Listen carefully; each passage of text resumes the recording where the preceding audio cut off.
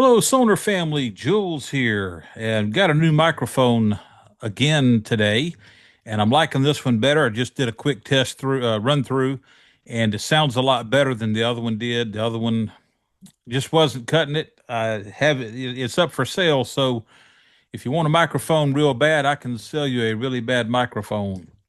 In other news, I need a contributor. I need somebody besides me doing some of this content.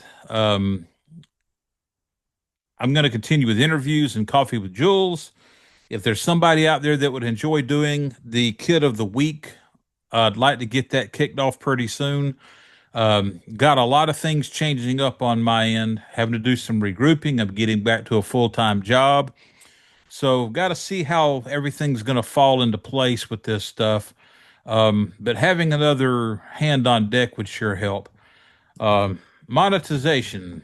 I've been joking for months and months that I'm still working very hard towards that 1 cent. And then the other day I ran completely past that first penny all the way into 32 cents. And today I'm at $2.54. So now that I'm rolling pennies, now that I'm rolling in the money, um, probably not going to keep pursuing sponsorship. I could use that money, but the problem with having sponsors is that I have to watch my content. There are times that something's going on, and I don't want to do things to draw attention to companies other than who's sponsoring my content. And my deal with the last sponsor has ended. Um, they signed on for one video, one interview, and wound up extending it to two, and I'm grateful for that. So they went beyond what we originally agreed to do, and I am very thankful. But right now, and an exception could be if I have another really big interview come up, and I will, but it's probably going to be in 2026. Next time I get a really big Sonor artist that's liable to draw a good, a good viewing, 5,000 or more. Um, I will approach somebody again to sponsor that. But for the little things I've got going on right now, not going to do it. Um, as it stands right this minute, this actually being Wednesday afternoon, in all honesty, I'm not sure if I'm going to have Kevin Higuchi ready or not for Saturday. I was waiting to get sponsorship information and they did not sign on. Um, Business is down for business is really weird. I've got my stuff on Facebook and try that again. I've got my stuff on Reverb. I got it on Facebook Marketplace too, but just not getting any bites, even though I really feel like I've got this stuff very competitively priced, very attractively priced, even beyond being competitive. Kind of lowballing everything, I feel like in most cases. And anyway, um, but now that I'm getting monetized, I have a renewed interest in content. So you're going to see some stuff that I had planned on doing before. You're going to see it happen.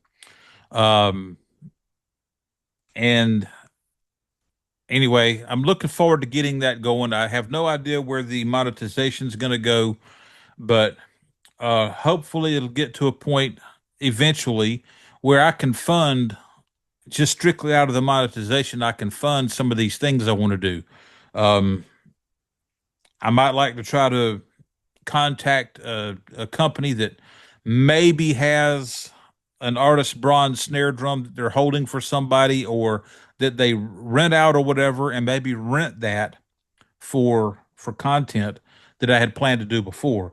I don't really see myself buying another one. It was a phenomenal drum. Um, but I'm a been there, done that kind of guy, unfortunately. And I can thoroughly enjoy snare drums that are a lot less money, and I am not knocking that drum whatsoever. Phenomenal drum. I've always favored cast shell drums ever since I first played the 14 by 5 cast steel Gretsch. And I went on to have another one of those at one point, and several other cast shell Gretches as well. So, this may not be my last cast shell sonar. Who knows what else they might ever have coming up. They had the cast steel for Steve Smith. And in hindsight, I'm really surprised I never ordered that. Um, and if they offered that in a more modern, try that again, a more modern model. Um, I can't remember if that one had built-in tune safe or it had the snap lock system. I'm not a fan of the snap lock system, which is one reason I really favor the more modern stuff. Is the snap lock system just does not appeal to me. But I'm not going to dig into that today.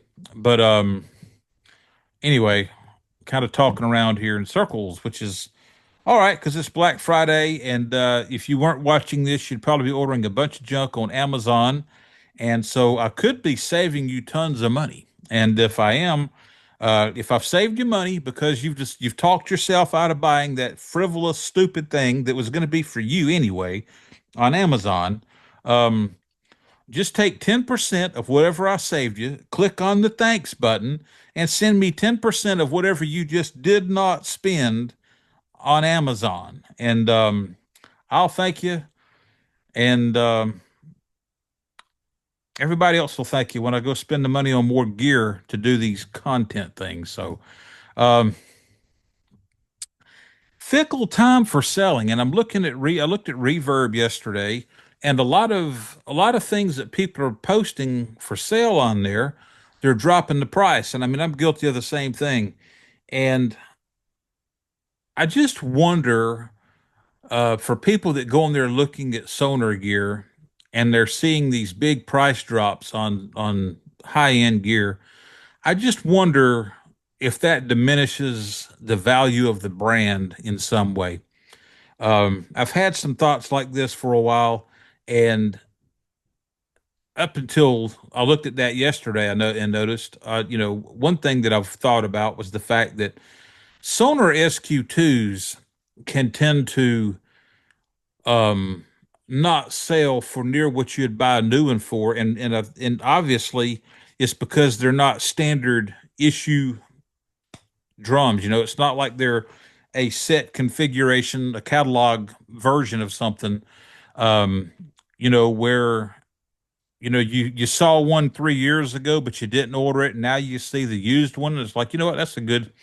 I wanted that before. I'll go grab it now. So, the a la carte nature of the SQ2s, I think in a lot of cases, or maybe most cases, hinders the resale value because, if I ordered something, it would be kind of quirky and wouldn't necessarily be a mainstream type item that everybody would want.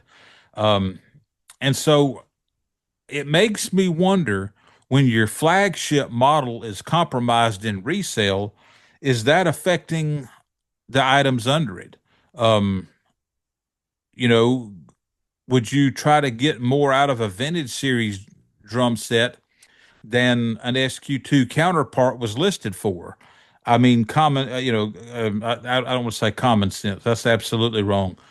Conventional thinking or conventional wisdom would tell you that if the flagship model's not bringing this much, neither would the catalog model that's available new or from other people used as well. So, um, I'm trying to open up conversation here. I don't have a set point of view on this. I just openly expressing the fact I wonder what the effect is of this. So if you have a take on it, by all means, put it in the comments. Go to the forum, drumandstage.com/forum. Sign up for that if you haven't already. If you're using a disposable email address, I'm not gonna activate your account. I'm gonna block you by email. Um, you know, and hopefully your username and or your email address in some way establishes a real person or a sonar or at least a drum nut. Um, because I have a lot of stuff that's got these disposable emails, spam emails, and they're obviously the username and the email address have nothing to do with each other. Like one may have one name and one's got some foreign sounding name that doesn't jive at all. So I just go ahead and I block that stuff. Ban it, whatever you want to call it. And I guess that's going to about do us for today. Uh, I've got a list of things here to get to sooner or later, but I think we've talked enough. Hope you had a great Thanksgiving. Hope you had a lot of turkey. The